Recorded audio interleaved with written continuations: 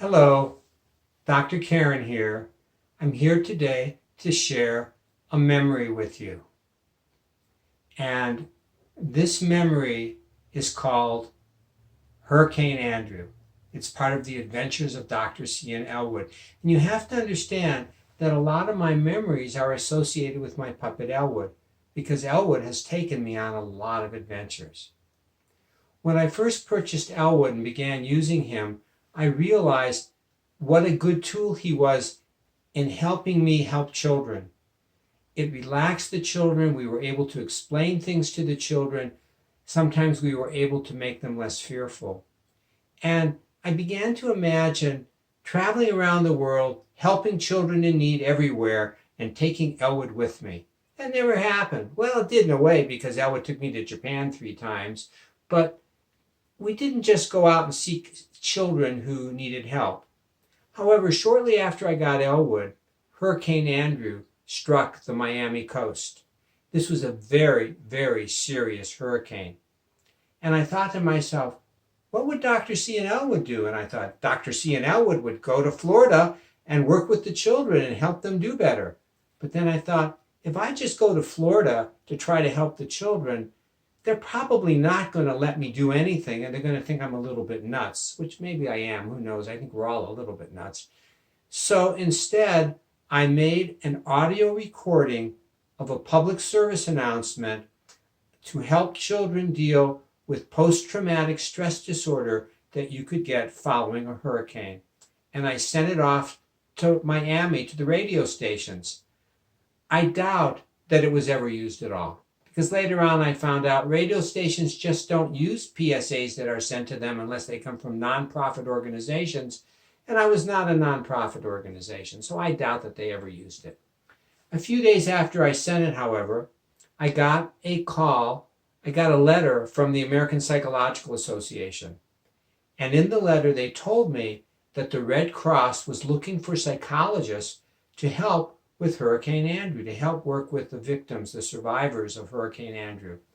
And I thought, well, gee, I was thinking of doing this, and now I get this letter telling me they want people. I gotta go. So I shut down my practice and flew to Florida as a volunteer to help the Red Cross deal with the survivors of Hurricane Andrew. Now, when I arrived the first day, the first thing that we did is we had a training session. And I go into the training session and they say to us, whatever you do, don't let anybody know that you work for the Red Cross. And I thought to myself, what? Why should I let people know that I work for the Red Cross? I'm proud of it. Then they went on to say, Red Cross volunteers are being mugged all over town because they think that we have money. So don't let them know that you work for the Red Cross. Don't put any Red Cross things on your car. Don't wear any Red Cross identification badges when you're out.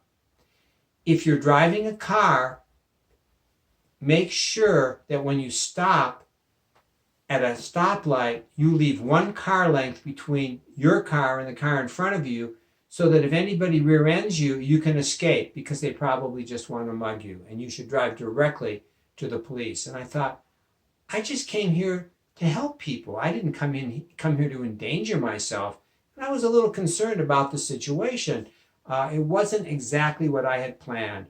I called my wife that night and I said, Mary, I made a big mistake. I want to come home. I didn't go home, but I wanted to go home. Anyway, my first experience after the training was that I went to the last storm shelter in the inner city of Miami. The shelter was nicknamed Fort Apache, and they had police guarding it so that the people in the neighborhood wouldn't come and hurt us. Not a very welcoming sight. I followed a woman around that first day who preceded me while she tried to explain to me what we were supposed to be doing, because we were the first time they had used mental health professionals, as far as I know, following a hurricane, and they really weren't sure what we should do. I spent the day with her and still didn't know what I was supposed to be doing. we were told, whatever you do, we were told during the training, whatever you do, do not drive in the inner city at night. So the first thing we did after we finished our training, after I finished my first day there, is 4 of us got into a car. The woman that was teaching me was driving. The woman pulled out, it was nighttime, by the way. We were in the inner city.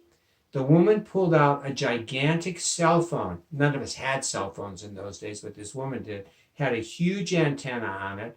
She dialed 911 on her cell phone, put it in her lap, and the 4 of us rode out of the inner city with that phone on her lap, ready for that last one to save us when we got attacked. Again, not a great feeling of comfort, to put it mildly. But I thought, I don't have a car. What do I need to worry about?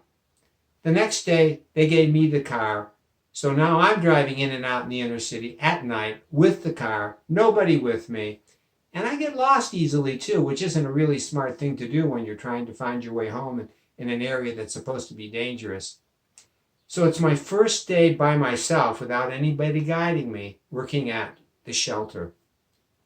And I'm walking around trying to figure out, what am I supposed to be doing? Because nobody really told me. All of a sudden, some of the volunteers come up to me and they say, they need you up in that room. And I'm thinking, they need me? What do they need me for? I don't know what I'm doing. So they take me up to this room, and all of the directors of the storm shelter were standing around the periphery of the room. And in the middle of the room, on the floor, was a very tall, young woman who was having a temper tantrum. And first of all, I'm small, so she was, I don't know, a foot taller than I. And I'm thinking to myself, don't they understand that I work with children who have temper tantrums? Not adult women having tantrums. But I realized that they expected me to figure out something to do to calm this woman down. So I sat down on the floor, far away from the woman, and I began to talk to her. And as I talked, she began to calm down. And as she calmed down, I moved closer and closer and closer to her on the floor. Eventually, I got very close to her and I said, would it be okay if I hold your hand? And she said, okay. And we held hands, and I talked to her some more, and I convinced her to go to the hospital. And they took her to the hospital to see what was going on with her. Now, after that experience, they all thought that I knew what I was doing, which really made things much easier, because if they thought I knew what I was doing, and I did succeed with this situation for which I've had no training, none whatsoever, how to do something like that, except with children. And after that, things went much better.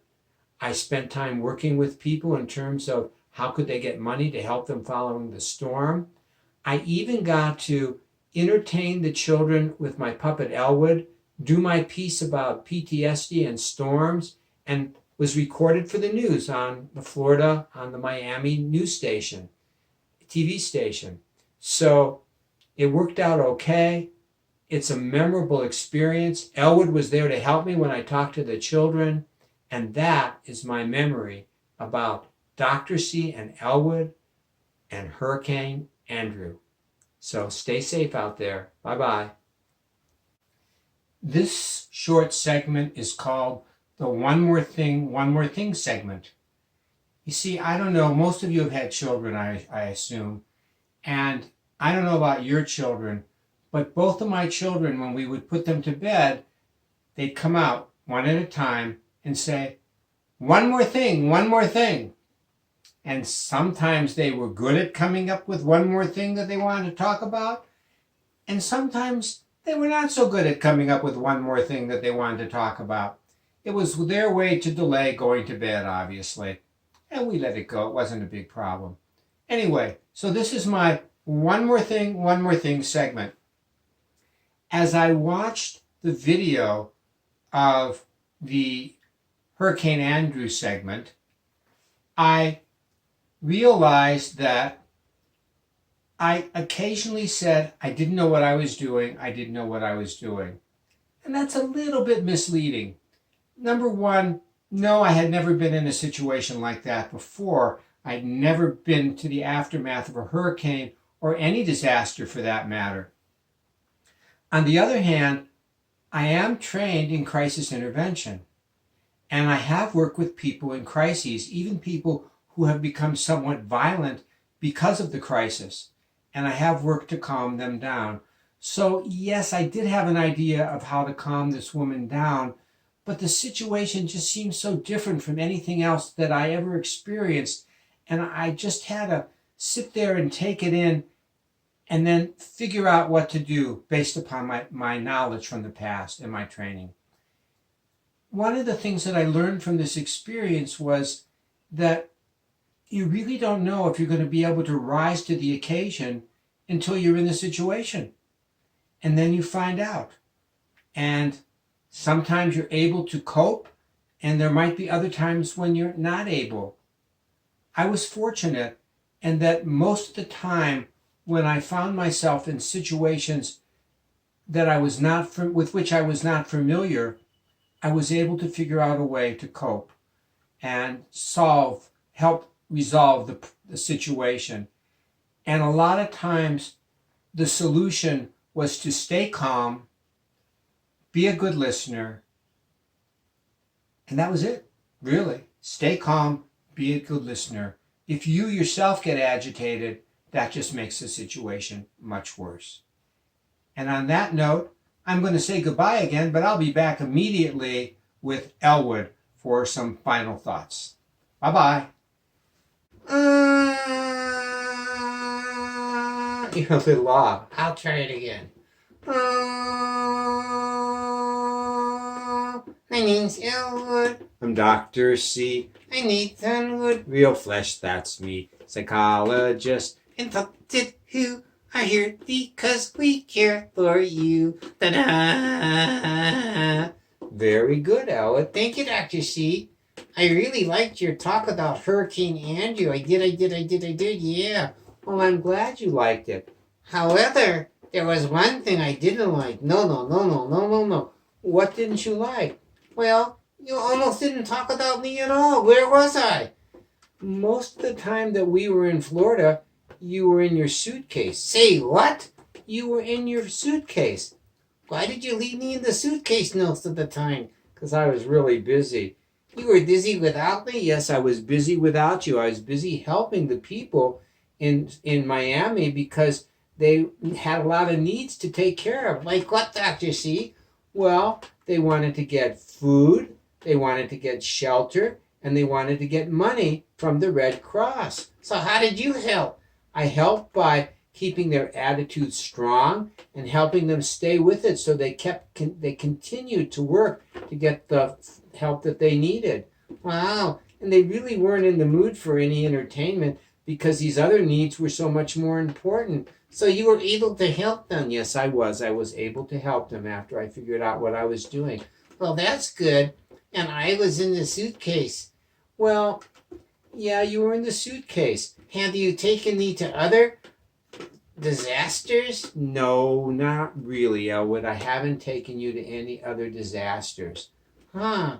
But I did take you to Japan 3 times where you helped children and families over there with problems. Well, that's really good.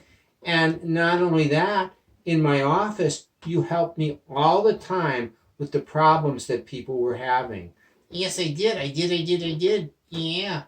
I helped a lot, didn't I? Yes, you helped a whole lot. Anyway, so if it weren't for you, we wouldn't have even gone to Florida to begin with. Why is that, Dr. C?